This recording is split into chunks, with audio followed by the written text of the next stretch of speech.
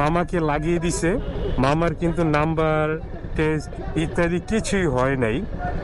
তো তারা তখন কিন্তু অবশ্যই আপনাদের একটা দুর্ঘটনা ঘটে। আসসালামু আলাইকুম সবাইকে, আশা করি সবাই ভালো এবং সুস্থ আছেন। আমিও আলহামদুলিল্লাহ ভালো এবং সুস্থ আছি।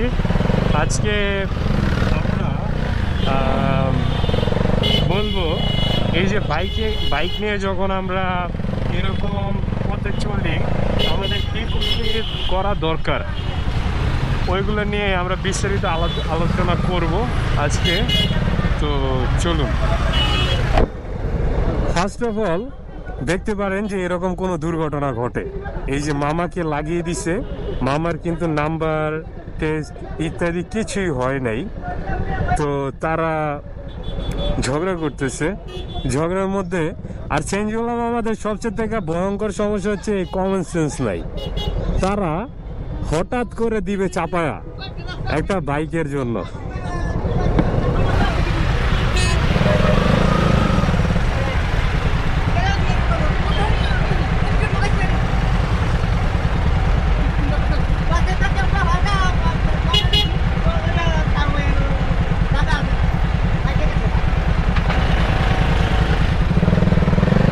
ভাই ঘটনাটা ঘটছে কি?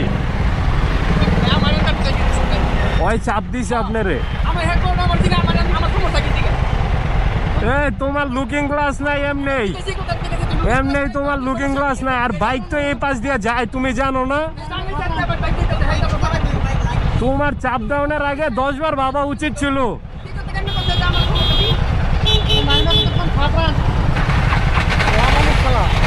এডির কারণে আরো বেশি দুর্ঘটনা হয়। এক হচ্ছে অটো, আবার হচ্ছে এডি।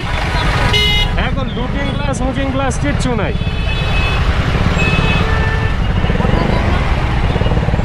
তোমরা যাওয়ার আগে উঠুনি সাইডে দেখবা, ঠিক আছে? এই লুকিং গ্লাস দেওয়া চলে না।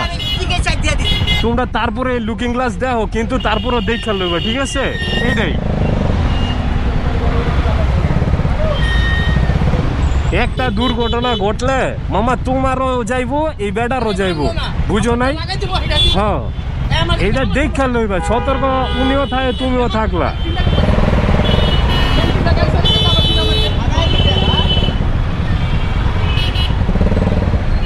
দেখতে পারতেছিলেন যে একটা দুর্ঘটনা ঘটে যায়।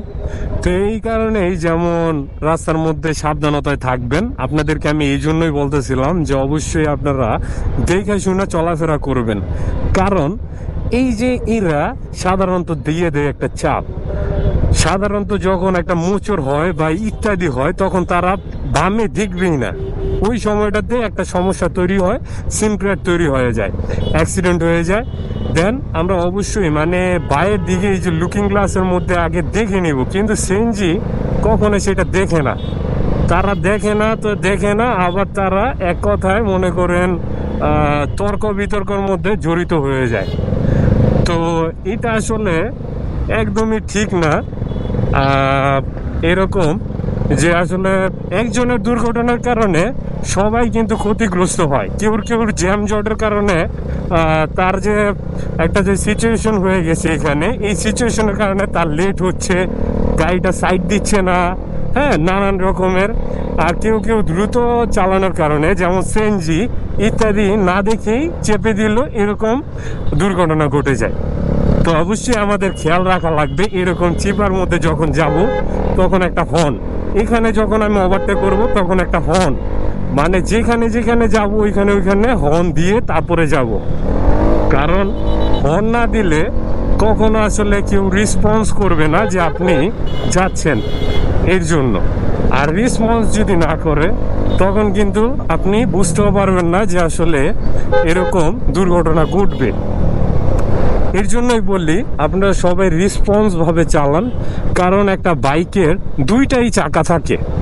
ওই দুইটা চাকার মধ্যে আপনারা যখন এরকম সিচুয়েশন তৈরি করেন, তখন কিন্তু অবশ্যই আপনাদের একটা দুর্ঘটনা ঘটতে পারে।